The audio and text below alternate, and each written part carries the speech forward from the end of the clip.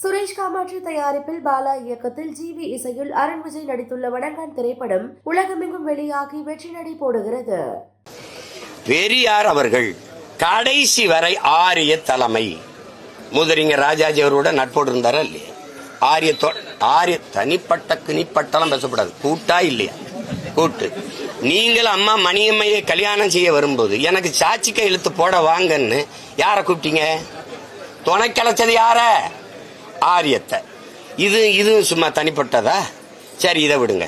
பேரறிஞர் அண்ணா என்கிற பெருந்தகை இங்க இருந்து வெளியில திமுக திராவிட கழகத்தின் வெளியில வந்து திராவிட முன்னேற்ற கழகத்தை ஆரம்பிச்சு 1962 தேர்தலில் போட்டியிடும் போது மூதறிஞர் ராஜாஜி அவர்கள் தலைமையில் இருந்த சுதந்திரா கட்சியோடு கூட்டணி வச்சாரா இல்லையா?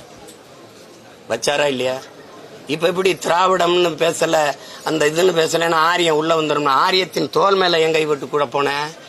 அதை விட கொடுமை, இந்த பாரதிய ஜனதாவின் தாய்க்கழகமாக இருந்த ஜனசங்கோட கூட்டணி வச்சீங்களா இல்லையா?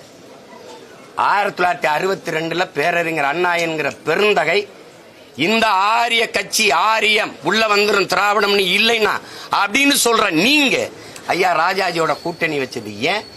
பாரதிய ஜனதாவின் தாய் கழகம் அதோட ஜனசங்கோட கூட்டணி வச்சது ஏன்? திருப்பி அதே 1967 ஆட்சியை கைப்பற்றும் போது இதே முதலிங்க ராஜாஜியோட கூட்டணி வச்சு வென்றியலா இல்லையா? அப்ப ஆரியம் ஓட்டு இனிக்குது, ஆரிய கூட்டு இனிக்குது. நாங்க திராவிடத்தை எதிர்த்து ஆரியம் உள்ள வந்துருவான்.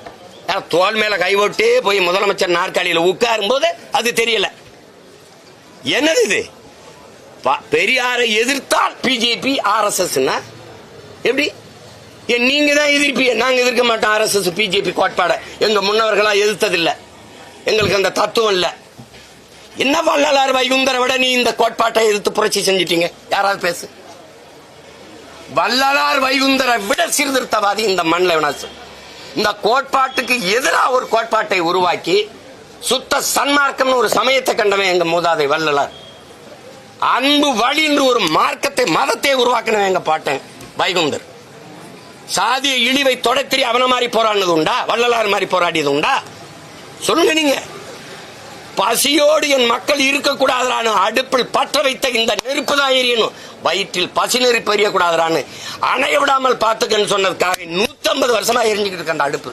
அப்படி ஒரு வேலையை தந்தை பெரியார் அவர்கள் செஞ்சது உண்டா? சொல்லுங்க. என்னுடைய பேர்ல இருக்கிற கல்லூரிகளில் கட்டணம் வாங்காத கல்வி கொடுக்கணும்னு அது ஒண்ணு இருக்கா? கேள்வி. கோயிலுக்குள்ள நுழைய விடல, இதெல்லாம் சானா பைய பார்த்தாலே தீட்டு உள்ள விடல. கோயில் நமக்கு தீட்டா, வெளியில வாடா. கடவுள் என்னடா? கண்ணாடிக்கு முன்னாடிடா, நீதான்டா கடவுள். பட்டையை எப்படி போட்டா? நாங்க சைவ மரபினர் இல்லடா, அவன் போட விட மாட்டான்.